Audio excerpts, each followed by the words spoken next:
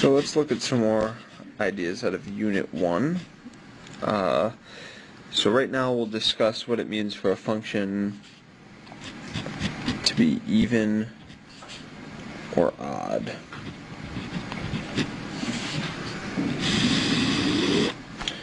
Okay, so let's get the definitions for even and odd under control first. They're fairly straightforward definitions. So a function f of x is even if f of x equals f of negative x for all x. Okay, so the little upside down a, that's just a symbol that means for all. So this is saying that this equation is true, that f of x equals f of negative x, for any x that I could possibly plug into the function. So for any x that I pick, that is a true statement. Any x within the domain, obviously. So the definition of odd, excuse me, is f of x is odd if f of negative x equals negative f of x for all x. Okay, so the definition seems kind of vague. This works out best just when we start to look at some examples. It becomes more clear what even and odd kind of mean when we analyze some examples. So let's take a look at a particular f of x. So let's look at f of x equals negative 2x squared plus 6. There's our function, and we'll try to determine if that is even or odd. So the way that we do this is that we evaluate x in parentheses. So I'm really just plugging in a negative x, so to speak. The parentheses are key here. I'm plugging in. And now that I've plugged in that negative x, now I simplify this.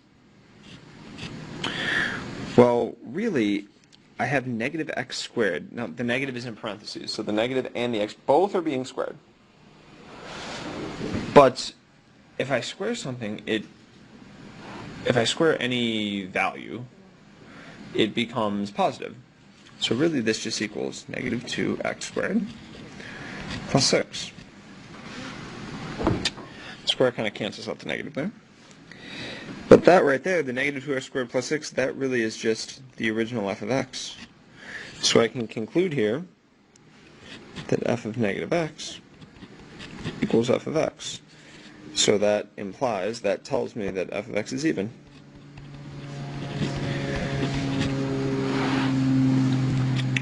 So it's probably easier to see what it means for a function to be even graphically than it is algebraically in a lot of cases. So let's look at the graph here.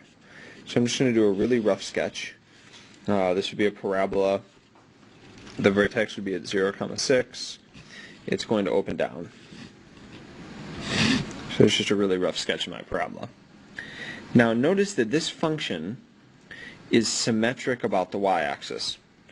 I could kind of fold the paper in half right on the y-axis, and the two sides of the graph would kind of match up with each other, would lie on top of each other.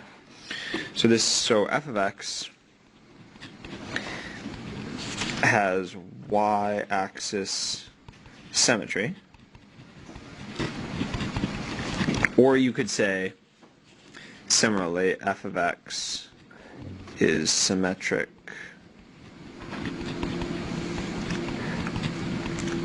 about the y-axis. Those are synonymous statements, both getting at the same idea that it's kind of it's symmetric about the y-axis. So that is the graphical interpretation of what it means for a function to be even. So if you graph the function and it's symmetric about the y-axis, it's even.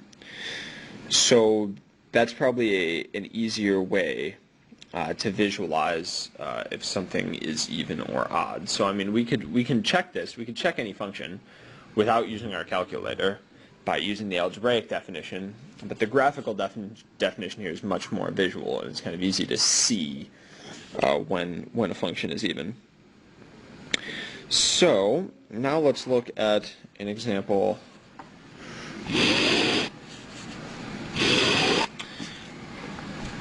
where the function is odd. So let's take this g of x, and g of x is going to be x cubed minus x. Okay, so I'm going to evaluate g of negative x and see what I get.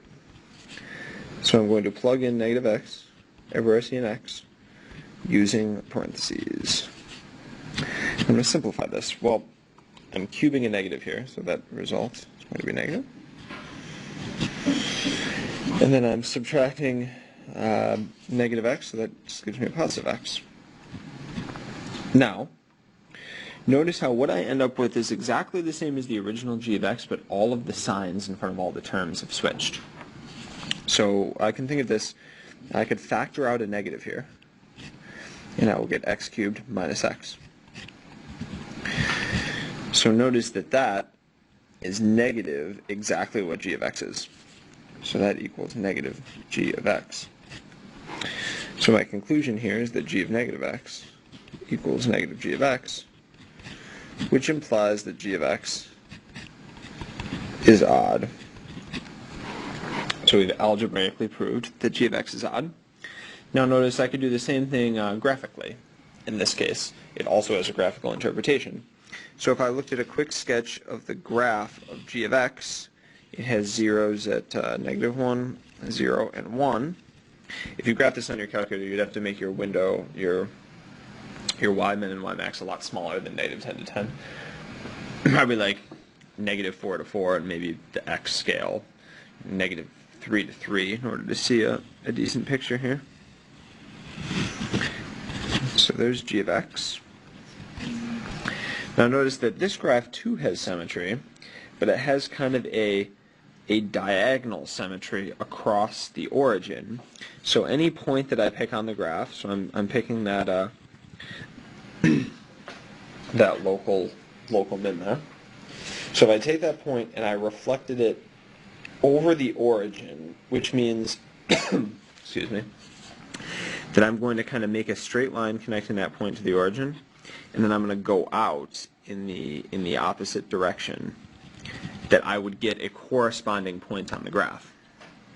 So similarly, if I picked a point way up here in quadrant 1, if I connected that to the origin with a straight line, but then kept that segment going back into quadrant 3, an equidistant out into quadrant 3, that I would find a corresponding point on the graph.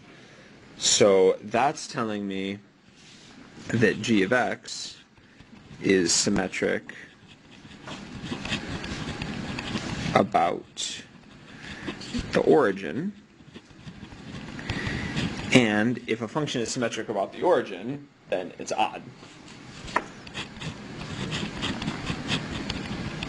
So that is the graphical interpretation of the definition. So again, similar with even functions, it's easiest to see whether something is even or odd by looking at the graph. But we can also prove this algebraically if we didn't have our calculator to get a nice sketch of the graph. So I'll add that to the notes up here, the y-axis symmetry. That shows that the function is even. So now we know what it means for a function to be either even or odd.